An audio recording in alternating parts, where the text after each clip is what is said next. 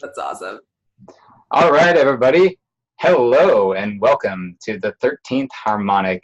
We are joined today by the fantastic, the magical Miss Shana Eva.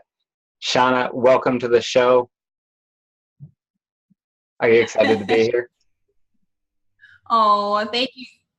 Yes, I'm thrilled to be here. This is unusual for me to be in the hot seat. So thank you for the opportunity to experience something very new for me. Yeah, I think it'll be a fantastic opportunity and perspective for you, right? With because now having been a guest, it's even easier to put yourself in the seat of the guest, right? So I can only Yeah. imagine the caliber of content that is going to get generated from this Oh, type of experience. And so that's sweet. really what Earth is about, right? Absolutely. All about collecting experiences and spreading love. I don't know. That sounds kind of corny, but that's my mom. No, it really is. For me, it's like frequency of love and experience and gathering all of that. Hmm. So a lot of people have been talking about like living their soul's purpose and listening to intuition and guidance. What does that present like for you? Like, what does it mean to be Shauna and to feel something from your guides, whatever that is? Yeah, that's a brilliant question. For me, I definitely I journal a ton.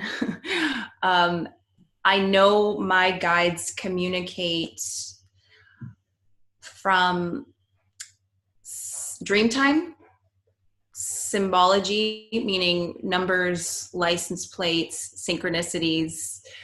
Um, so for me, and it's also a heart space thing. I've always kind of had my heart on. I don't want to be like, hey, I've always had my heart on, but truly, I've been very fortunate. I feel now that I've discovered more about what empathy is I was just born very empathic. I was always a kid who was curious about others and loved everything. And the more out there, the cooler I thought you were. I was like, whoa, your pants, they're so crazy. Tell me about it. I was just always very open. So for me, information always funneled through my heart. So I wasn't into, um, I wouldn't date guys because they looked like this or had this job or whatever. I always came from the heart center. So for me, a lot of those navigational points and I think the energetic exchange between and communication between my spirit team and I is heart centered. It comes as a feeling first, a sensation. It's more the brain that takes me into places that are like off the beaten path. And that's where I start to spin my wheels, maybe in the wrong directions, but it's always heart space. And then externally, it'll come out like those symbols I mentioned, and dream time, just total confirmation and dream time. Really Mhm. epic dream time lately. I don't know if you've had that too, but it's been like, whoa, these worlds are awesome. So I hope that answers some of that, but that's been my experience. Yeah, absolutely. So you talk about having your heart on. What does that feel like from a like physiology, like body chemistry? What's going on within the atoms and the molecules of your body as you know and correlate that to having the heart on for you? Um, I I guess it would be, I'm not as techie on the science molecular level of what's going on, but I definitely, it's a sensation of the I am you and you are me. Hmm. And so I've had, it's been pretty easy for me to see my own reflection in others. And that brings that empathy of, I've been there. I know that. I feel that. I've walked that. And so that sort of I guess it's that sort of vibration that I feel in the heart space that has allowed me to, I think, connect with people on a heart space level. I don't know if that that explains, I think we're getting closer to it. right? Well, it's sometimes I've discovered that sometimes when we all have various gifts, right? Mm-hmm. And it is something that came so natural to me that it's tough for me to quantify into words because it's like second nature. So it's like, does that make sense? So it's like, some things that like people have as a gift, they almost couldn't explain it to you because it's just on for them. So that's kind of how it was for me, is I would, see a commercial or a movie or read a book and I could sob like it's happening to me. Okay. I was so in tune. I could with the vibration, with the energy of something that it felt like mine. So it was sort of one and the same, no matter who I was with, or what I was engaging in. I just could feel everything as sort of a oneness, I guess. Okay. So it's like watching or reading about an experience or listening to one, it was very easy for your body to mimic what that person would actually have been experiencing. Almost like a VR or something, like actually being able to dive into that person's body and experience. Yes, spot on. That's a really great way of putting it. Spot on. That's precisely. I'm like, So what I've found as my heart has opened more and more, and even though I think at times I have a tremendously open heart, there are times where it expands and opens in ways that I'm like, okay, I guess I'm more open now, because it's almost like this weight gets picked up off my chest. Like it feels like just an expansion, like it's easier to breathe suddenly. Mm-hmm. So that is one of those very subtle signals that I've learned to interpret for myself. And I'm curious how that has arisen for others. If it's a similar feeling of like, I can breathe now, like suddenly I'm just not worried about things that I've been worried about. That's a fantastic point, because I think breath is when you are able to exhale and find that sort of 0 point within yourself, that is when I feel at my highest genuine self, when I can speak my truth, when I'm not trepidatious because what are others thinking, etc. How am I being perceived? And it's like a fresh, like that deep breath of air, and you're able to really just express yourself in a free and loving way. So the breath is a really great point. I think that's why I started out hard on radio, really incorporating the breath. A lot of it was for myself, because you get excited, nervous, etc. You want to deliver a good message. You want to share something valuable, and can get heady about, am I doing that? And those 3 breaths that I would incorporate in the episodes was really helpful to getting it to just an open heart space and allowing that to be the conduit for our information. That's definitely an aspect of your show that I've very much enjoyed, is the 3 deep breaths at the beginning. And I was thinking just now how one of the ways my throat chakra has been working with me to teach me when truth arises for me, like pay attention. That's spot on. It's like a burp. And I've had to learn how to not be self-conscious about that, because it's like, I'm like, it's okay, I'm just burping over here. Nope, no big deal. So when you talked about how others were perceiving you or could perceive you, I had a moment of insight, because on this side, and it's generally something I not guard against, but I pay attention to signs that I'm looking at another with any sort of judgment, or oh, worry, is this really how somebody wants to come across? I'm not sure they're presenting themselves right. So I had a little bit of that going on, just a subtle layer. And you spoke to it about,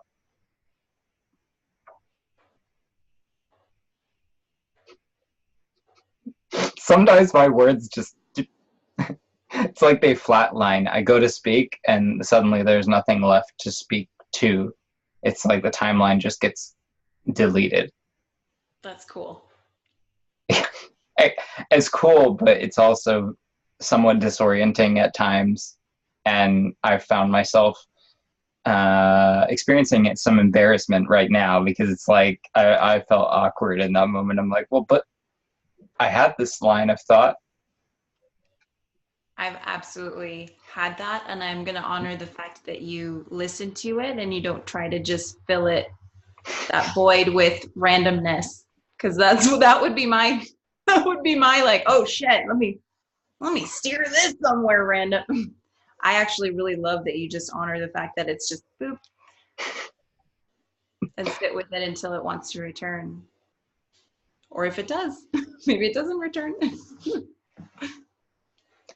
Yeah, for me, it's like an integrative jump, and I find resets periodically to be super helpful, like to keep bringing back that feeling of 0 point. And if it gets lost in a conversation, to just reawaken it. Like that's to me what staying conscious is about. And you talk about dream time. What's something, obstacles?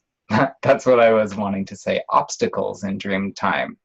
How have you encountered various obstacles and how have you worked through those? Great question. Dream time, I'm going to jump right into entities, because I would say I'm someone that definitely had entity attachments, and I could just sense darker energy on the peripheral that wasn't mine, or maybe it was. I mean, this is where it gets a little confusing. Mine, theirs, ours, whatever. It didn't feel quite like my pure essence. And I would go to this reoccurring location in my dream time, which was a very large house with like secret doorways that would lead to tunnels that would go to then more random places like offices, etc. And the point I'm trying to make is, I believe now that this house and these things, it was more of the constructs of my inner world, that I was perhaps going into darker areas that I hadn't quite opened that door, and secret passageways that led to something else.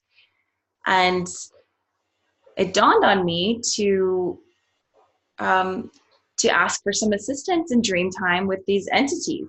How can I, like, hey, spirit team, how can I start to work things in the astral realm to make a definite effect on my 3D existence? And so I did that one night, and again went into this world and got to this dingy office where the lights kept twitching on and off, and it was that horrible fluorescent lighting and it was like twitching on and off.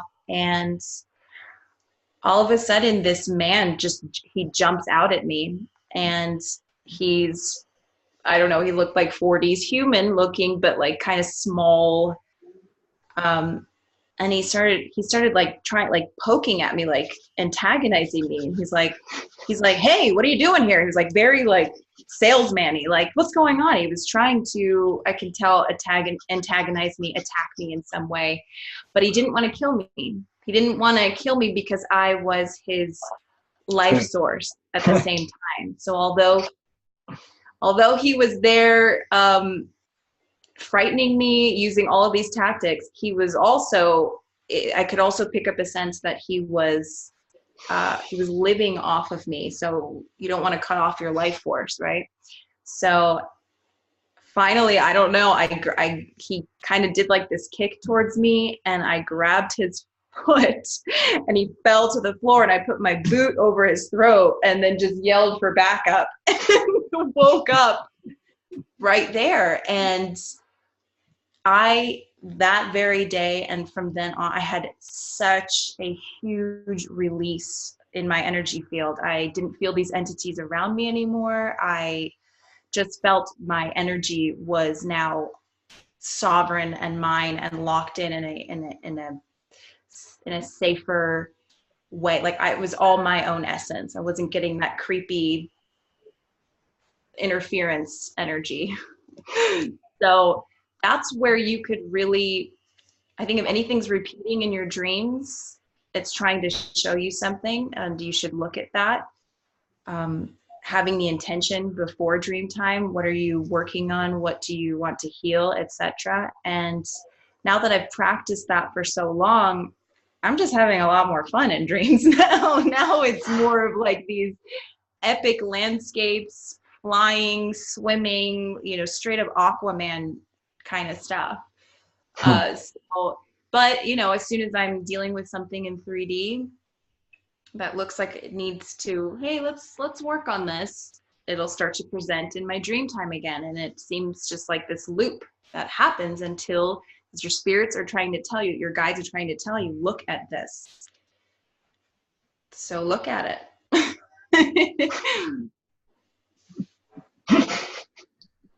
It's funny because I was looking at you as you were saying that. So it's like, the guides are saying, look at this. So I'm like, okay, I'm looking. Look at me. We're like a freaking mirror right now. So literally, because if you look at the cameras too, because the cameras, like my heart's on this side, your heart's on the other side, even though obviously our hearts are on the same side. So yeah, I do my best to show up for the mirror match every day. But oh man, sometimes I've met my higher selves in dream time, different ones, and it always feels like they're so dialed in, so mimicking, like mirroring of me, that it's almost like I'm confused. Well, I'm confused. Why are you here? And I'm like, well, you're my higher self. You're supposed to know. And they're like, what?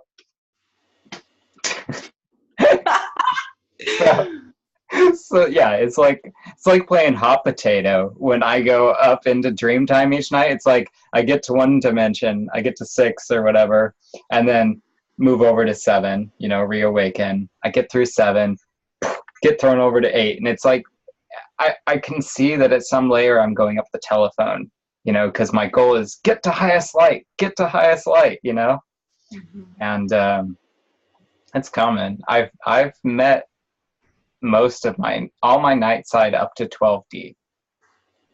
Wow. My 8, I haven't seen her yet that I know for sure, but she's the one who's the most active on comms with me, and she's a rock star, like in all the awesome ways of using that word.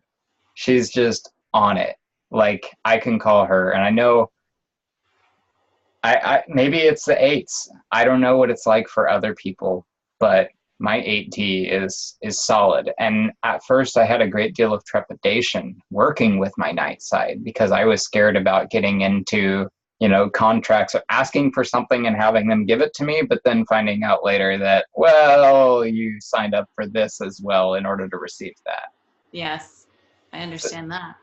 So it's, what have you experienced what it's like to work through that layer of fear around working with your night higher selves? To be honest, the night side is not something that I explore very much. The way that it presents for me is if I'm experiencing anything that feels more shadow emotionally, or in my life, etc., I feel to love and accept it anyway. I feel that my work with the shadow is more, okay, this frustration, this insecurity, this pain, this situation is coming up, and as opposed to the ego wanting to judge it and put it in a box and label it, etc., instead I just love it anyway. I just love it. So in other words, I honor and love that emotion, that person, that etc. So I don't work much with my shadow side, although I do believe that finding ways of giving your shadow side jobs to do that are maybe, and I'll explain, I guess my shadow expression 4D is where she feels most tied up in, because I worked in Hollywood and I think that there was a lot that she was running through me for her own gain and agenda and playing, etc., in the Hollywood world. So now, okay, maybe the 4D, she likes to be visible. She likes to perform and have that gratification of the audience enjoying what she's expressing. Okay, so how do I feed maybe some of the egoic, shadowy expression of that? Let me give her a job where she is hard on radio, where she is able to put herself out there, but it's for the betterment of others. So it's for I give the shadow expressions of myself a job that feeds them, but also ends up benefiting the collective. I wish I had more to say on the shadow stuff, but it's all right. You're doing fantastic. Like I can tell it feels like I'm asking you really difficult questions for you to dial in, and it's not that you're incapable of answering them. They just feel like areas that maybe you haven't explored so much, or I'm having constriction in me that's then leading to these interesting mirrors, as you were saying. So I've been holding space on my side as well, as I've seen,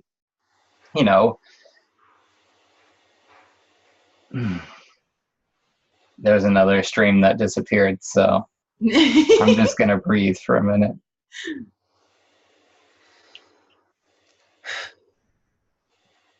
What is something that you feel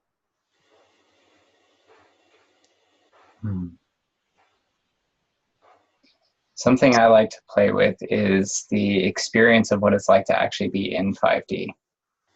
What that frequency is really like. And for me, how I get there is I think about, what if the whole world was populated with people who were at my caliber or above? What if every single person on this planet had as much information, so to speak, and integrated as much as me in this moment, or more? What would that field of support feel like here and now? And as I step into it, I realize that there's so much that just falls away, because it's like, well, but fix the oceans. It's like, they're fixed. Fix the city. They're fixed. Are you looking at the cities right now? No. Okay, then they're fixed. And it's not that it immediately updates in the physical space, right? But it's like holding an intention of manifesting self into that space. So what is it that, when do you feel most 5D? What is it that really brings you into that space? What would bring you into 5D even more now? That's a good one. That's very good. They've all been good. Of course. There's no way we could be here right now in this particular conversation if we hadn't have done everything exactly as we did up until now. Yeah. I'm going to echo what you said there. I also use that visualization technique where I'm visualizing my highest expression, the frequency of love that I feel, and I imagine it being reflected back at me tenfold. For me, it's like the 5D frequency, what I'm personally working on is judgment. And there seems to be, you can be conscious of some programs you're running, and then there are some subconscious layers that are tougher to see, that are programs running behind. So I've noticed judgment is one of the easiest things to run as a program, these micro tiny little judgments, and that can F your day up. Okay. So for me, it's shutting down the judgment. Anytime we judge others, we're really judging ourselves. We know that, right? And if you go to the feeling of judgment, it's like immediately you feel gross within yourself. It just feels gross. So the judgment thing, when I feel most 5D is when I have no opinion and no judgment of myself and of others. And that's something I've been processing and working on. I think my background in entertainment and being on camera and having to be a certain way, look a certain way, etc. I got into entertainment because I was an empathic child who was like, yay, I feel things and I like to play and dance. And then you go into Hollywood and they're like, oh, well, let's see, she's Latina and she's this, and we could use her as that. And I finally realized I was a cog in the wheel of someone else's agenda. And all of those things played a part in a lot of self-judgment and self-mutilation. So, but holding on to that really meant that in other ways I was judging others because I was like, I have to be here, so they have to be here. And so, I don't know, are we here? I think working on releasing the judgment of self is very key to the 5D frequency, to be honest with you. Very key. And when I journal, which is pretty much every morning after dream time, just trying to be as impeccable as possible with thought, word, and deed, and keeping my heart in an open space, being gentle with myself, being gentle with others, and visualizing everything the way that we all want to see this world. Visualizing the oceans just bustling with life, and all of the animals healthy and swimming and happy and playing, and then visualizing the cities of light where meditation classes, where all of those things, that sort of Harry Potter school, but I would say even above that, but that visualizing those things and building those worlds in my inner world helps give it a foundation for it to be reflected in my physical worlds. So the more that we put coins in those jars, eventually it's catching up with us, and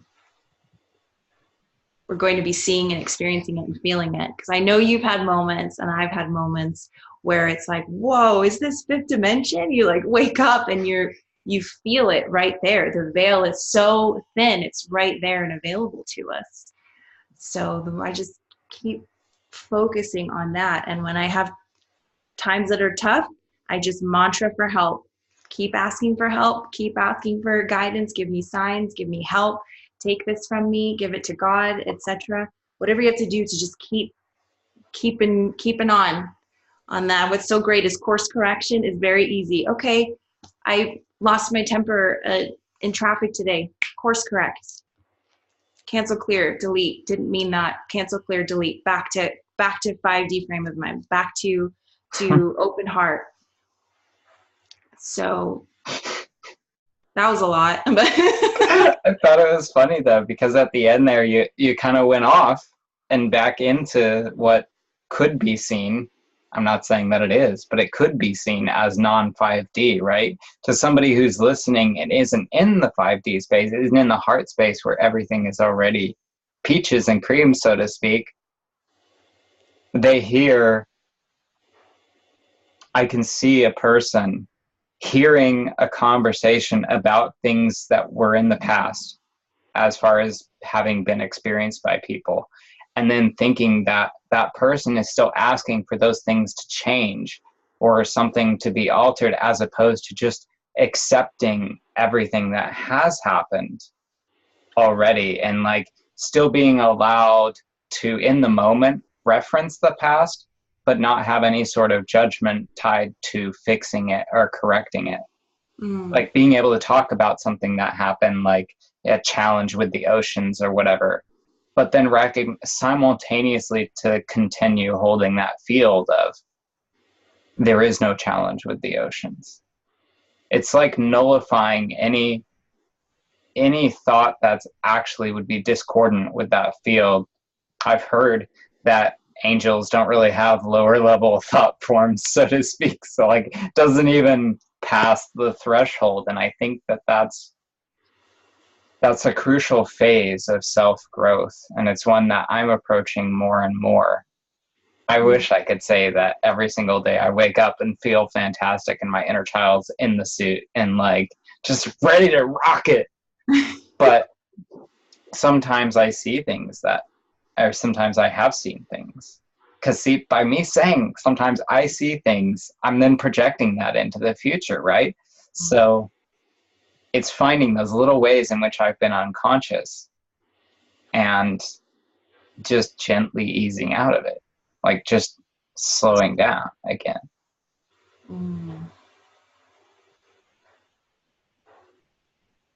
I like it. I had a dream with you, by the way, maybe a month ago. And I was down in Sedona in a house, and you were like, oh, Taylor's here, you know?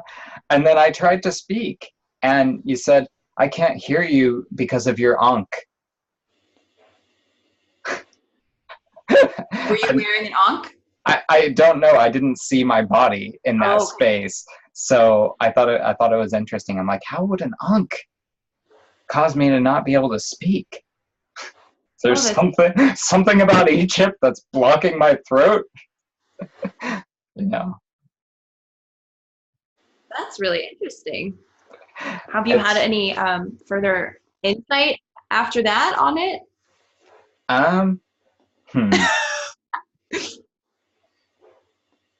Sometimes it's been challenging for me to track those sorts of things because it's like every dream I have is its own standalone reality. It seems like it's very rare for me to have a reoccurring dream or to be back in a space I've been before. It's like something about my soul it doesn't sit still. I'm always bouncing to like the next thing. But when I do see something that I've seen in a previous dream, I can usually build on it. In this particular house, there was something interesting. By the front door, there was like almost like a playpen area for like little kids, you know? Like any babies who show up to this house, they go in the playpen by the front door. So I thought that was interesting. Like leave your kid at the door kind of thing? And not leave your kid, but like leave the untrained, leave the babies, at the door. The ones who aren't mature enough to ride this roller coaster ride. That is so interesting. Oh, wow. I love that. I also saw Anubis a few times, or a whole bunch of Anubian warriors, with the jackal-headed guards, so to speak. It felt like an honor guard. So that Oh, was wow. another dream around the same time.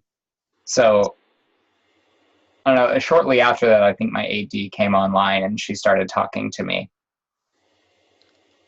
So maybe it's all related, probably because I'm talking about it. It definitely is. That's Right. It how definitely. these things work. It's just a matter of how long the vessel takes to catch up to the fact that what it's saying is actually real.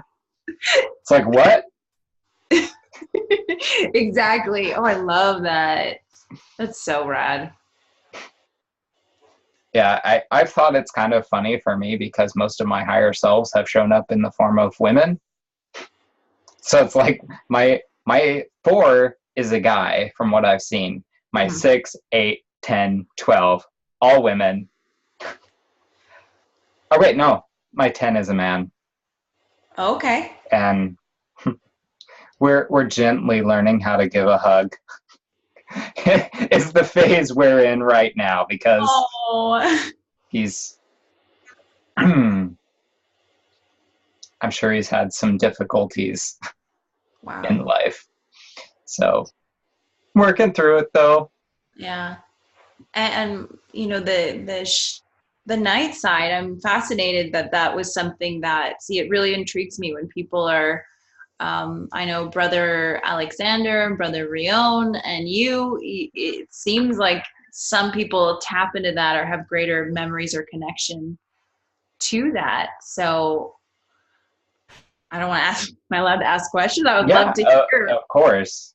hear more about that and how you've experienced it. My light side's been a little harder to contact, actually. Like, my night side tends to show up more easily.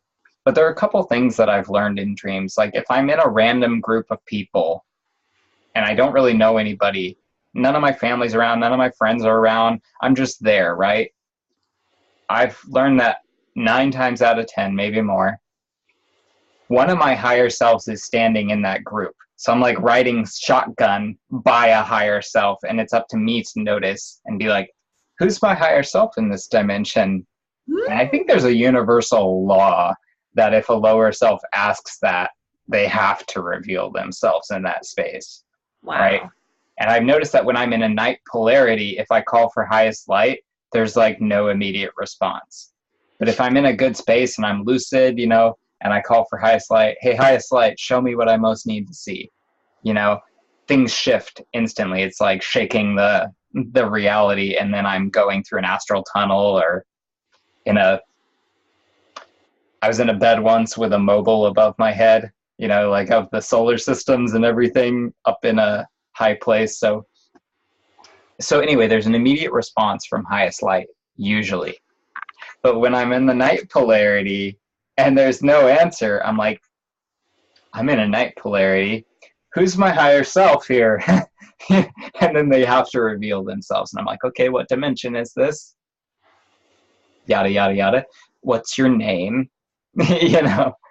And sometimes I get, evasive answers, but I've learned to be more precise with my questions. Yeah. And to be able to maintain that clarity, because it's so easy in my experience to fall back into unconsciousness. Like, I'll start talking to a higher self, and then, like, I don't know, my dream self takes back over and I'm back on autopilot before I know it, and whatever lucid abilities I had are gone. Like, I'll wake up and I'll be looking at the clouds and everything, and then I'll walk 5 feet and suddenly I'm in a shopping mall or whatever, and the buildings are around, and I'm trying to get out of the buildings and the emergency exits don't open. And I'm like, okay, I'm in a night dimension, obviously. So I think when I see the clouds and I wake up and I go lucid, then I'm in a light dimension, but I've like mastered that light dimension by being aware of it. So then as soon as I recognize I'm in a light dimension and I wake up, I'm instantly thrown into like the next dimension up. of night polarity, and it's like up to me to then wake back up and find the light. Wow. So it sounds like you're very lucid during your dream time. It depends. Sometimes, like, I think my dream self has actually acquired a certain level of lucidity. Mm-hmm. So that sometimes it seems like it's lucid based on my notes if you just read the notes. But like me looking back on it, I'm like, I summoned an elevator and it looked like a bank tube. And rather than be like, this is odd, I'm just like, oh, I'll find a different exit. And I'm like, dream self. Elevators don't look like that in 3D. I think dreams and upper dimensions is pretty interchangeable as a terminology. And I think actually the term dream sometimes delays the acceptance of that and delays actually acknowledging our interdimensionality, our multidimensionality. Mm-hmm. Because, oh, it was just a dream. I've heard people say that at times, and it's like, oh, well, dreams don't come true, or things like that. But for me, dream time is training in the upper dimensions. Yeah. And the whole point is to be able to find a frequency, anchor it, stay balanced and coordinated in that, because that's what walking in a waking lucid dream is like. That's what it's like to walk through 5D. And if an errant thought comes in and judgment arises, then suddenly I drop to 4D. If I lose even more lucidity, I drop to 3D. You know? So it's like, it's this constant desire to maintain a certain frequency, like you say, and then, but also recognize which dimension one's operating from and kind of choosing that in each moment with full conscious clarity. Very well said. Yeah.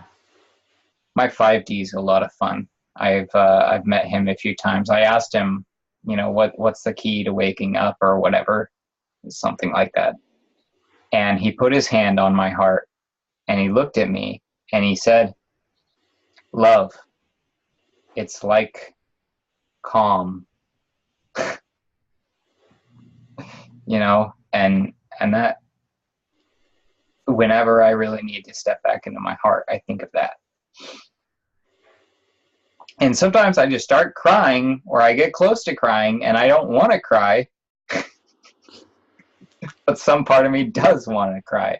Yeah. Because it's like my 8D, when we pulled off something really crazy in dream time, something really gnarly, and she was congratulating me. She's like, you did so good. Like, who would have thought that doing nothing could be so productive? And we were laughing, and it was just, I think what actually happened in that time was I woke up in the dream and I recognized that there was a woman who had been talking in my ear, but in my head on the right side, right? Mm-hmm. And I'm like, I said the name of my 8D. I'm like, is this my 8D? You know?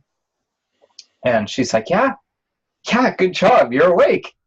You know? And I was like, I was so just joyful at hearing her voice. Like, it didn't even matter what she would say. Something about that frequency was so soothing to me that I just almost started bawling. And then I'm like, I don't want to cry because you've probably already been through so much shit in your life. I don't want to like be here bawling in your ear, you know, like.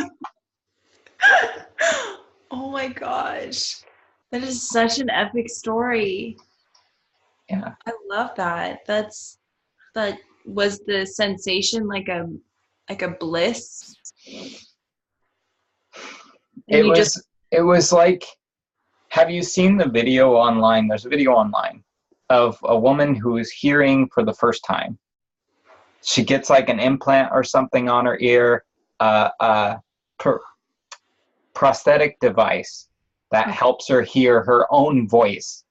So then she speaks and she hears her own giggle and she just starts bawling.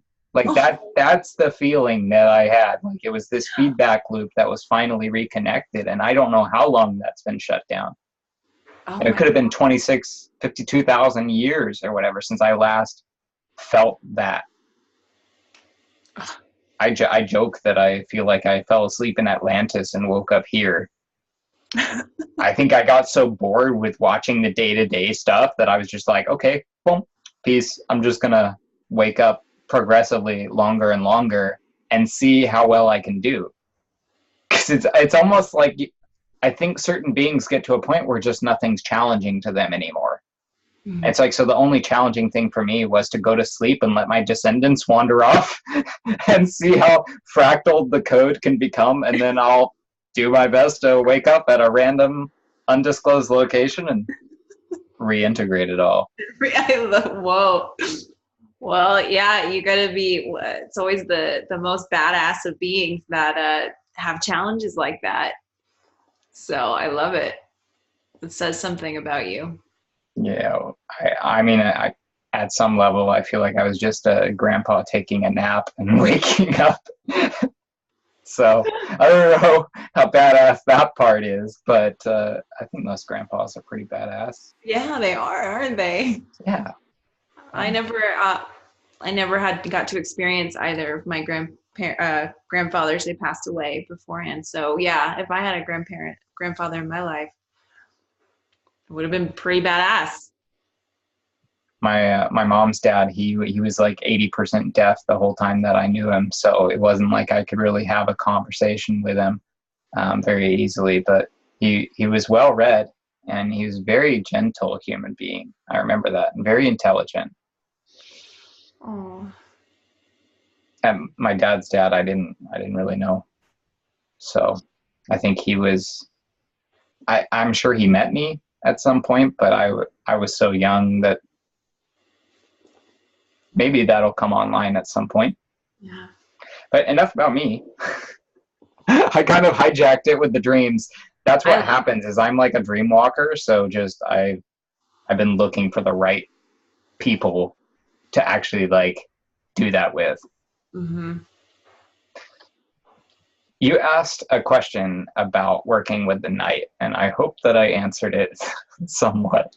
Yeah, no, you did. I mean, it seems like you like to work in the dream realm as well, a lot, and that's where things come through for you. So it was really fascinating to hear how that experience was for you. I love how different each of us come to our, areas of knowingness and then unknowingness again.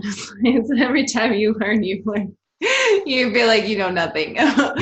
Have you ever come back to your body after dream time and like kept your eyes shut and been able to see the room around you? Even if it's not super clear, but just like somewhat get a read on it. Literally see the room around you? Mm-hmm. Like the room you're literally in? Yeah. I see things in, it's like a lights. I'll see them in light sensations. Recently, my alarm went off, and as it happens, we're all experiencing that. I think most people can understand. But no, the alarm goes off, and I'm in such an in-between state that I actually saw my eyes were closed, but I saw the spiral and then the coming together of the sound it was making. So it was like I could see the vibration of the sound of the alarm spin and pulling together like in this like lotus flower way, and it like spun up and it kept like ringing and like whatever my sound was, and I could see it, and I just didn't want to answer the alarm because I was so enjoying this visual that I was having. Alarms can be so much fun once the like dread is overcome about it. Like I think there's something about rewiring that pattern of energy that an alarm means I have to do stuff. Right. As opposed to like, oh, there's a beautiful noise in my environment now.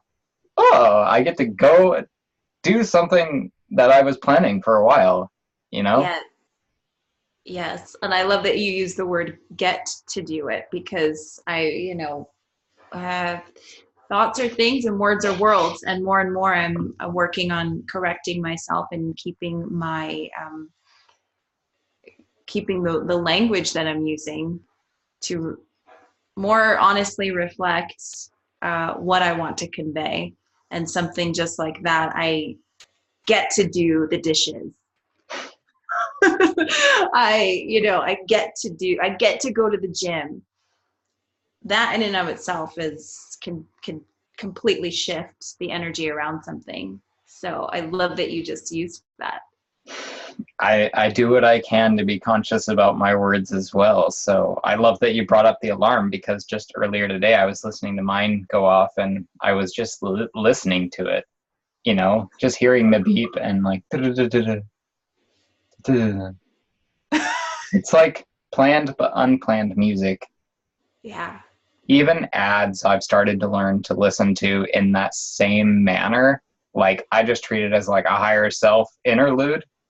Like, so it's like it takes away some of the, not takes away, but it diffuses all that magnetized challenge around a particular obstacle when it can be seen in a playful manner. Yeah. I think that's part of our work here, is sometimes I feel called to just paint as much silliness as possible. Like, I don't know. That's when I also feel really high frequency, is the inner child is out and I'm just being super playful and weird. And to me, everything is just hilarious. And it is such a fun place to be in. That's definitely another 5D marker for me. Yeah, it's pretty obvious once the inner child's gotten in the suit. But sometimes getting it in there is where the challenge arises. But it's like I love myself enough to pay attention to when my inner child is here more and more, and when they're maybe off on a little adventure somewhere else, because well, it's not very interesting here.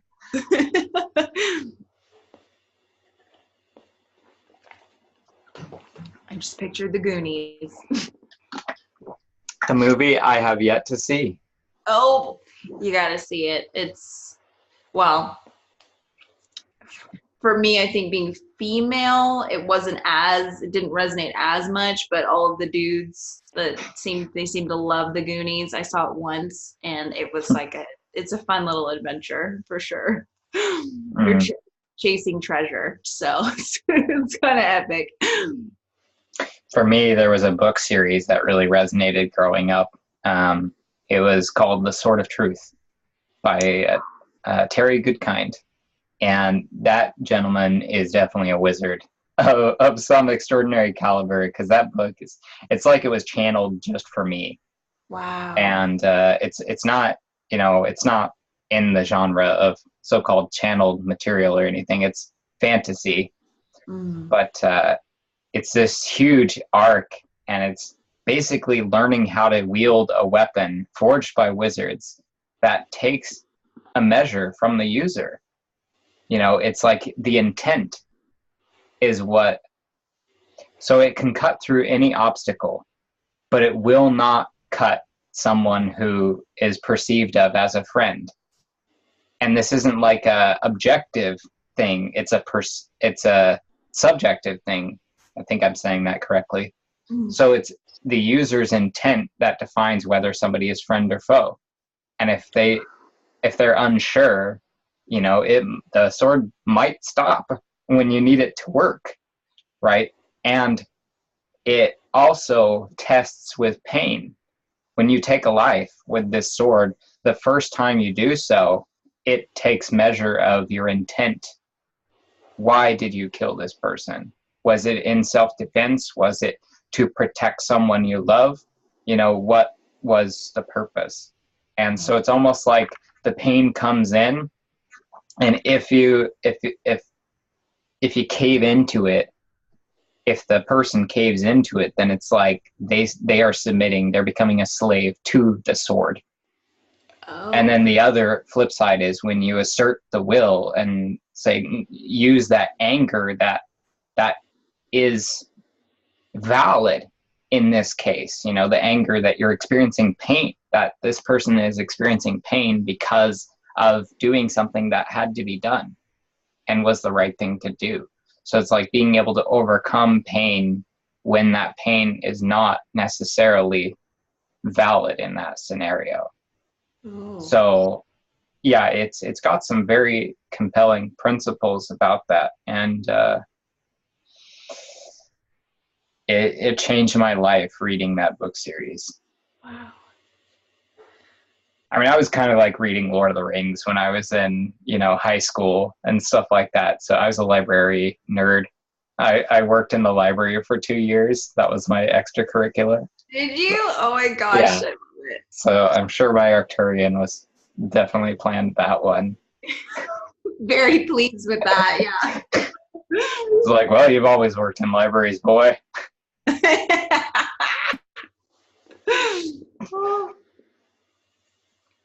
Well, we're closing out here in just a couple minutes. What is something that you feel your passion, your purpose? What would you like to see more of on this planet? As we go forth, what is the present that everyone in the universe who's watching right now in the now, Shana Eva has the microphone. What is it that you want to see just be in the universe? If we could give you one thing. I guess what's coming to me right now is the children who are kind of these rainbow children, these crystal children, really wanting to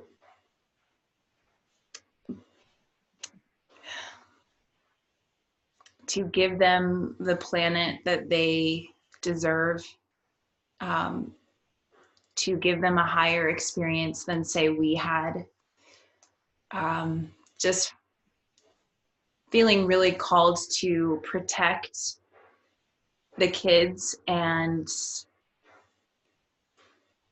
allow them, try and do as much as I can to help paint a world where they can thrive, and not have to go through a lot of what we perhaps have been through, our parents have been through, etc. Because they're coming in with they're more advanced than we are in some regards. They're coming in with such a higher frequency. And I never want them to have to feel the pain, the sorrow, the things that I went through personally, perpetuating these darker egoic programs. I would love to heal that as much as possible so that they can just be in a place of light, because I feel that we've learned what we needed to about this realm and this experience and what it feels like being polarized like this. I feel like we've learned that. We got it, and now we're coming into more of like a high vibe party time where we are going to get to sort of enjoy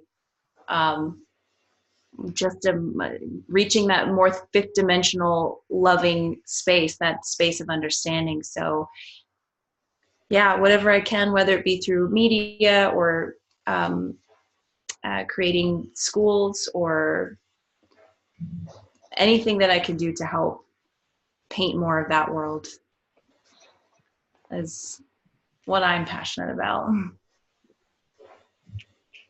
Is there ever a hesitancy in you that, if you get the message too perfect, you won't have anything else left to say or do? Well, and so is there a part that like drags this process out a little bit because of that? Because if they're watching now, which we know that they are, then in a way, all that's already done, right? Absolutely. See, I'm an advocate of people going within and discovering their truth. We're all here exchanging ideas and exchanging, this is what happened to me. Okay, this is what happened to me. And that helps. But I don't think I've gotten over, because I used to be trepidatious about, I want to deliver a message. I'm not here to deliver a message. I'm here You're here to be you. Yeah, I'm just here to be me, and I can share what I've been through. And maybe that resonates. But I think if the overall message would be to go into you, to go into your inner world, and to come from there and discover your own downloads, your own truth that way. I think that's phenomenal. And I agree with you on the whole, I'm not here to do anything specific. I'm here to be me. Like, if you guys are watching, then whatever it is that I'm doing right now must be what you most need to see. So just own that, and own that whatever you're seeing, love yourself no matter what form it takes, no matter who it shows up in. Just see the divine in everything, and you'll always be exactly where you need to be. Yes. Well, thank you for being exactly where I would most like you to be today on the 13th Harmonic with us. So if anybody watching has not had an opportunity yet to, or didn't know about Heart On Radio, ask for that to be downloaded in your universe, because listening to Shana is probably one of the best ways to pass a little bit of time and learn a little bit about yourself, and give you an opportunity to love yourself more.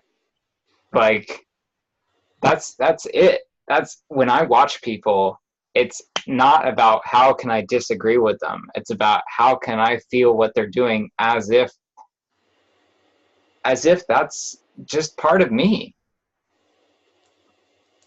And you just brought it full circle. That's what we started the conversation on.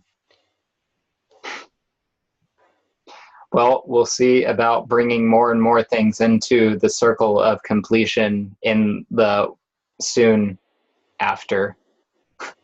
So sweet. Thank you till soon. So till soon. That's the way one of my friends signs their emails, till soon, and I'm like, that is great.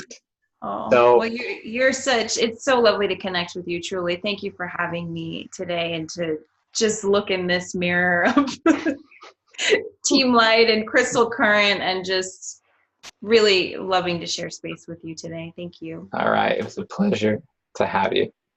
Till soon.